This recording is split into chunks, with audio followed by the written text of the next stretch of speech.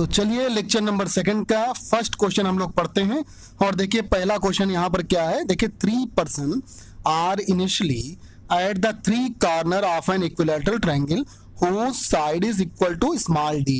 Each person now move with a uniform speed capital V या small v भी ले सकते हैं in such a way that first move directly towards the second और आगे देखिए क्या, the second directly towards the third directly towards the first. इसका मतलब पहला वाला दूसरे की तरफ, दूसरा वाला तीसरे की तरफ और तीसरा वाला पहले की तरफ मूव कर रहे हैं इक्विलैटरल ट्रायंगल में।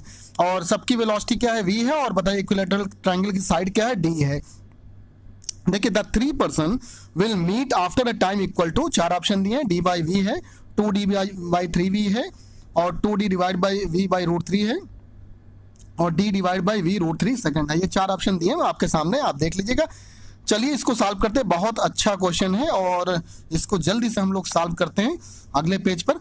और देखिए यहाँ पर आप देखिएगा, ये हमने यहाँ पर इक्विलैटरल ट्रायंगल लिया है और इसकी साइड क्या है, देखिए यहाँ पर d लिया गया। ये क्या लिया गया भाई, d लिया गया। और आप जानते हैं इक्विलैटरल ट्रायंगल का एंगल जो होगा 60 होगा, तो 20 से जो ये यहाँ पर 20 से जो ये कट करेंगे इनकी सब वर्टिसेस, बताइएगा क्या होगा, ये 30 डिग्री का एंगल होगा। और देखिए वेलोसिटी यहाँ पर हम लोग v ले रहे हैं और ये a पॉइंट लिया और ये बताइए b पॉइंट लिया और ये c और ये बताइए जहाँ पर मीट कर रहे हैं इनके, ये बताइएगा पॉइंट o है। अच्छा देखिए a वाला b की तरफ जा रहा है, a वाला b की तरफ जा रहा है, b वाला c की तरफ जा रहा है और c वाला a की तरफ जा रहा है। देखिए कुछ ऐसे ये जाएंगे, देखिए ऐसे करके जाएंगे, फिर b वाला c की तरफ मूव करेगा, c वाला a की तरफ मूव करेगा। तो ओवरऑल देखिएगा जाकर जब देखिएगा आप कुछ इस तरह से बनेगा, थोड़ा सा हम बनाकर दिखा दें आपको, कुछ ऐसा बनेगा। देखिए a वाला b की तरफ जाएगा और b वाला c की तरफ जाएगा ऐसे, और c वाला जरा बताइएगा a की तरफ जाएगा। तो कुल मिलाकर ये कहाँ पर मिलेगा, इस सेंटर पर जाकर मिलेंगे। तो ओवरऑल आपका ये सेंटर पर जाकर मिलेगा, जहां पर ये तीनों वर्टिसेस कट कर रहे हैं उस सेंटर पर जाकर। देखिए अब इसी बेसिस पर इसका मतलब पॉइंट ओ पर ही मिलेगा। तो पॉइंट ओ पर देखिएगा कहेंगे the person will meet at point O, यानी पॉइंट ओ पर मीट करेंगे। तो टाइम जो होता है आप जानते हैं डिस्प्लेसमेंट डिवाइड बाय वेलोसिटी होता है, क्योंकि आपको पता होगा velocity equal to displacement divide by time होगा। तो अगर टाइम हमको निकालना है तो नेट डिस्प्लेसमेंट निकालें। अब नेट डिस्प्लेसमेंट अगर निकालें तो AO होगा या CO होगा या BO होगा, तो A से निकाल रहे हैं तो इसको AO ले रहे हैं। और वेलोसिटी अलोंग हम लोग क्या ले लेंगे, AO ले लेंगे। मतलब वेलोसिटी क्या होगा, अब भाई डिस्प्लेसमेंट इसके अलोंग लिया तो वेलोसिटी भी इसी के अलोंग लेंगे, क्योंकि यहीं पर जाकर मीट कर रहा है।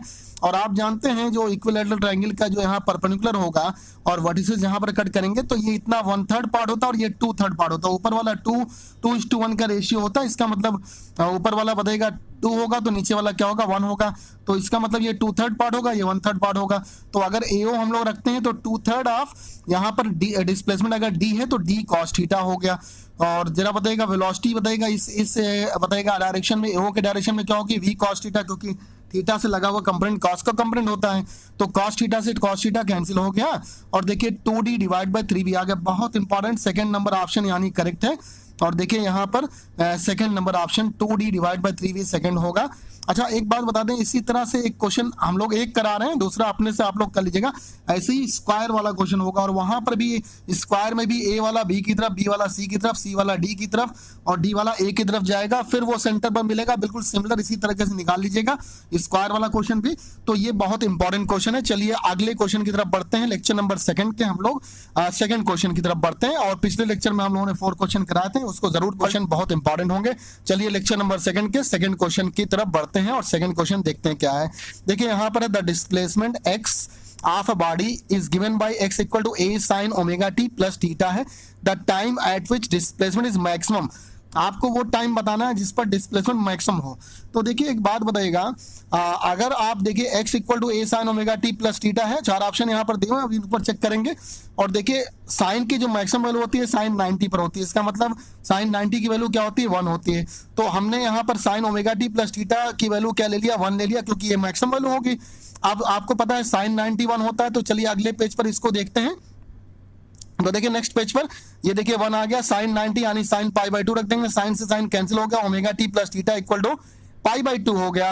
और t यहां से निकालेंगे तो π/2 omega minus theta by omega आ गया। ऑप्शन सेकंड यहां पर करेक्ट होगा। देख लीजिएगा यहाँ पर ऑप्शन सेकंड यहाँ पर मैच कर रहा होगा और ऑप्शन आपका सेकंड जो होगा वो करेक्ट होगा। और चलिए अब ये भी आसान क्वेश्चन था, लेकिन इस तरह के क्वेश्चन भी आते हैं इसलिए हम लोग करा दे रहे हैं।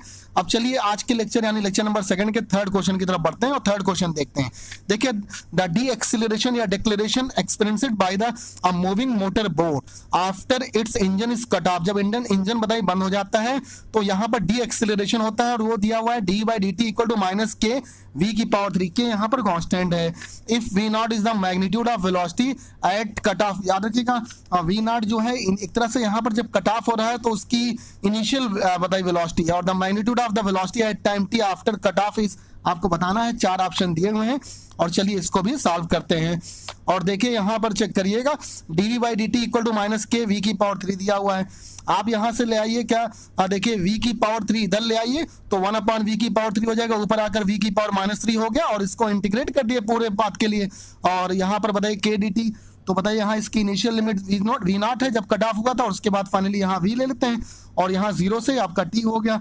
और देखिए अब इसको आप यहाँ पर इंटीग्रेट करेंगे तो v की पावर माइनस 3, और इंटीग्रेशन आप लोग अच्छी तरह से जानते हैं कैसे करना होता है। अगर बताइएगा t की पावर n dt है तो बताइए t n+1 divide by n+1 होता है तो यहाँ पर -3 और +1 बताइए -2 हो जाएगा और -3 और +1 बताइए -2 हो जाएगा। इंटीग्रेशन आप लोग जानते ही होंगे।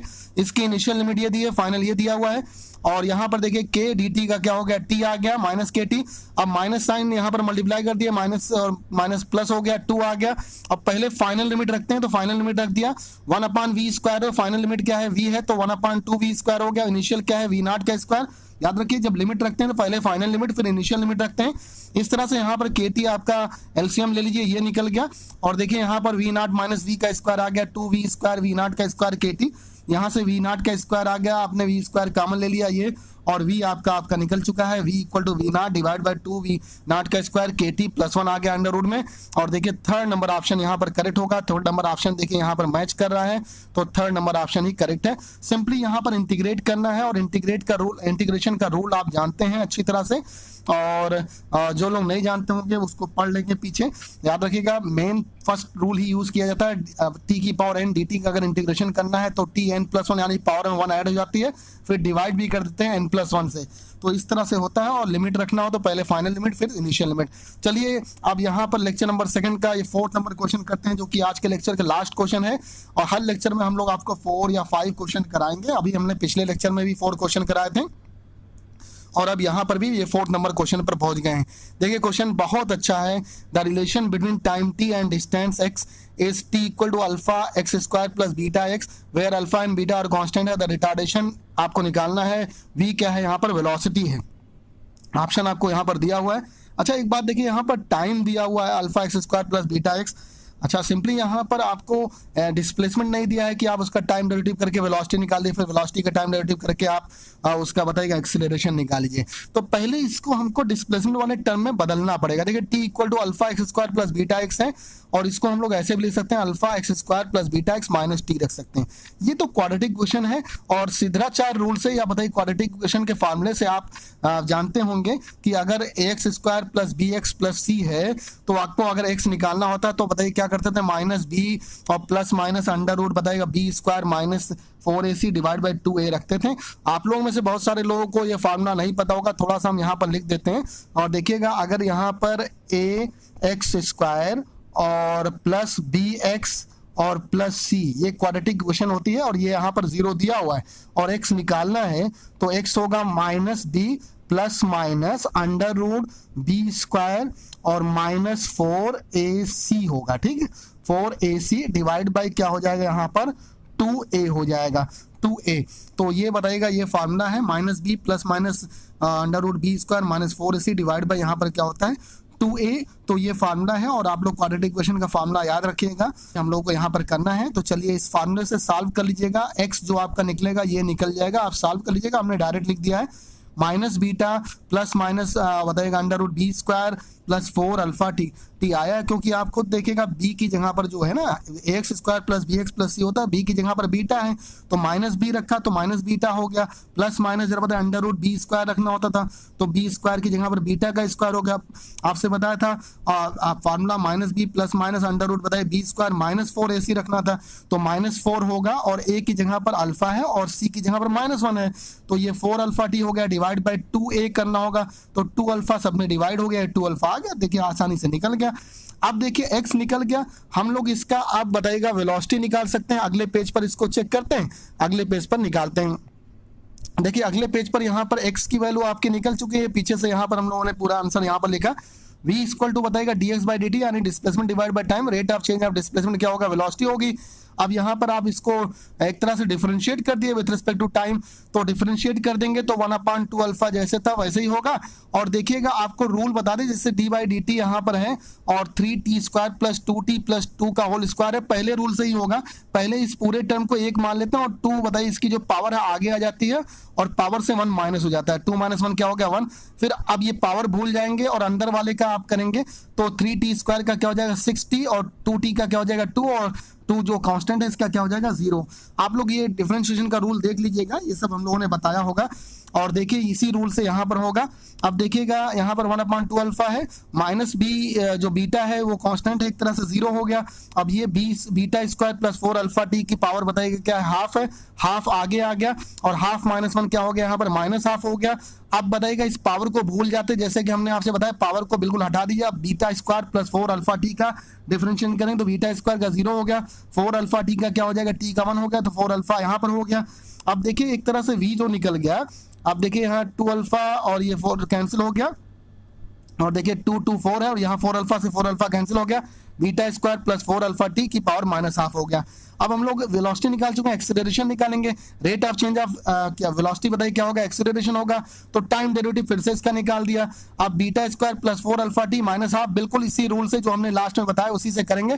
पहले पावर क्या हो जाती है आगे आ जाती है, -हाफ पावर आ गया जैसे है वैसे उतार देंगे और -हाफ से -1 करेंगे, जैसे यहाँ 2 से -1 करते थे तो अगर यहाँ पर n होता तो आगे n आ जाता है, n से यहाँ -1 करते हैं तो बताइए -1 करेंगे, -हाफ -1 बताइए क्या हो जाएगा -3/2 हो गया। अब अंदर वाले टर्म का करेंगे तो बीटा स्क्वायर का 0 और 4 अल्फा टी का क्या हो गया 4 अल्फा हो गया।